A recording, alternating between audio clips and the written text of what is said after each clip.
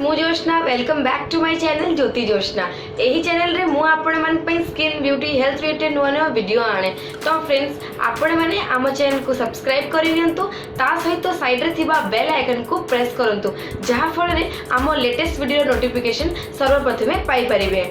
Friends आपण को जोशना आपण मान रिक्वेस्ट रे पुणी गोटे नुआ वीडियो नहीं आसी जाइछि। तो फ्रेंड्स मोर गोटे बहुत ही स्वीट सब्सक्राइबर अच्छे जी मते बहुत दिन कमेंट करुछन्ती, मैम मो फेस बहुत समर रे ब्लैक पड़ुछि, मो पई आपण माने डे क्रीम एवं गोटे नाइट क्रीम रो वीडियो अपलोड करंतु। तो फ्रेंड्स आपण माने समस्त जानछन्ती मु निज फेस उपरे जे कोनसी जिंस ट्राई न करी मु आपण मान पे वीडियो आनी न था, सेथि पई मते टिके लेट हे गेला एही वीडियो आनिबा पई। बट फ्रेंड्स जदी आपण माने भी चाहू जदी मु एपरी कोनसी आपण मान रिक्वेस्ट रे वीडियो आणु तो मते तळे कमेंट करी जणातु, मु आपण मानक पई मध्ये निश्चय वीडियो आनिया को चेष्टा करबी। तो फ्रेंड्स यही गरम रे निज फेस को ग्लोइंग रखिया पई मु आपण मन पे DIY नाइट क्रीम एवं डे क्रीम रो आनिछि, जहा यूज करिया परे आपण को फेस बहुत ही ग्लोइंग हे जिवो एवं एहा आपण माने बहुत कम खर्च रे बनै परिबे आ सहज रे घरे ही आपण माने बनै परिबे। फ्रेंड्स यही डे बा नाइट क्रीम बनाया मु एटी एलोवेरा जेल को बेस भाव में यूज करछि। आउ एई क्रीम को सब स्किन टाइप लोके यूज करि परिबे। आउ आपण माने एई क्रीम को यूज करि निजो कम्प्लेक्शन को मध्य फेयर बनै परिबे।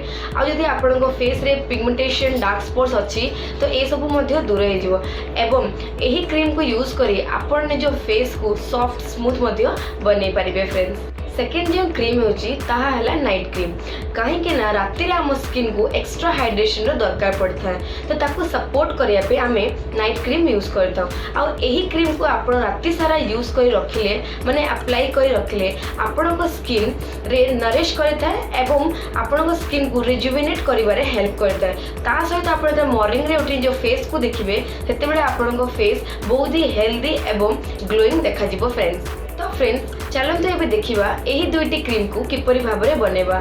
लास्ट रे मु आपण मान को निजो फेस रे अप्लाई करिकि मध्य। तो फ्रेंड्स वीडियोटी को लास्ट पर्यंत निश्चय देखिबे एवं जदि वीडियोटी पसंद आस्ता तो लाइक कर देबे। आ जदि एपरि आउरी नुआ नुआ वीडियो आगु को देखिबा को चाहउछथि तो आम चैनल को सब्सक्राइब मध्य कर देबे। तो फ्रेंड्स प्रथमे एक क्रीम बनाया पे गोटे बाउल ले नेबा। मु एठी गोटे खाली डब्बा नै नेछि, सेतिरे गोटे रु 2 चम्मच एलोवेरा जेल नै नेबा। सेकेंड रे आमे अल्प किछि सैफरन नै नेबा माने केसर। आपण माने भल केसर ही यूज करेंगे। केसर आम स्किन को ग्लोइंग बनेबारे बहुत हेल्प करे। जदि आपण को केसर न मिले तो आपण माने एठी अल्प टिके हळदी गुंडर मध्य ऐड करि परिबे। हळदी मध्य आम स्किन को ग्लोइंग बनेबारे हेल्प करे।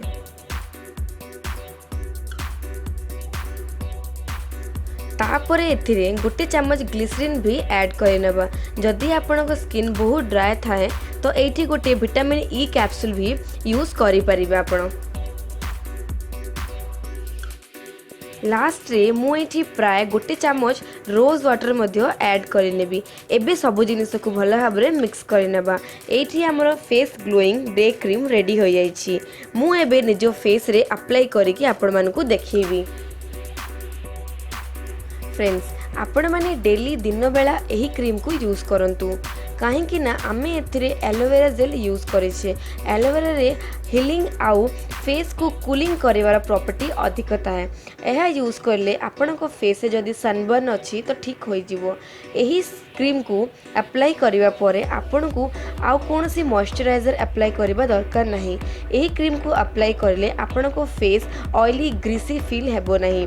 आउ एलोवेरा रे एपरी हार्मोनल अच्छी जहाँ आपण को एक्ने मध्य ठीक करिवो एवं यही क्रीम आपण को एंटी एजिंग भी ठीक करिवो। बिकॉज एथिरे beta carotene, vitamin C, vitamin E एपरी एंटीऑक्सीडेंट अच्छी जहाँ आपण को स्किन को नेचुरली क्लीन करे।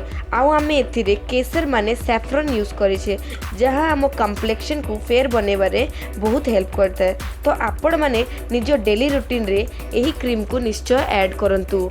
एबे चलंतु देखिबा नाइट क्रीम बनेबा पद्धति।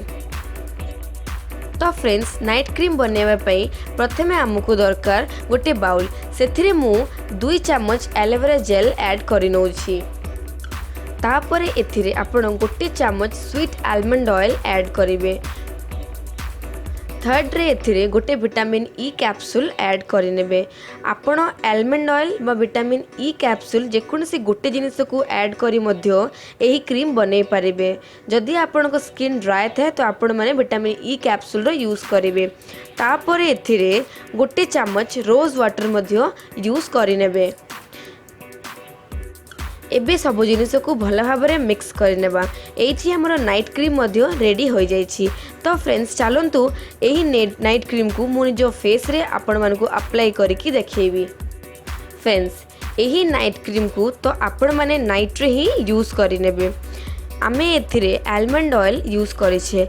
आलमंड ऑयल आम स्किन को फ्लॉलेस बने थाए, जहाँ राति सारा आपनको स्किन को मॉइस्चराइज कर रखिबारे हेल्प करे। एंड जदि आपनको स्किन रे बहुत सेंसिटिव थाए आपण निहाती यूज करंतु, आपनको स्किन पई बहुत ही हेल्पफुल रहिबो।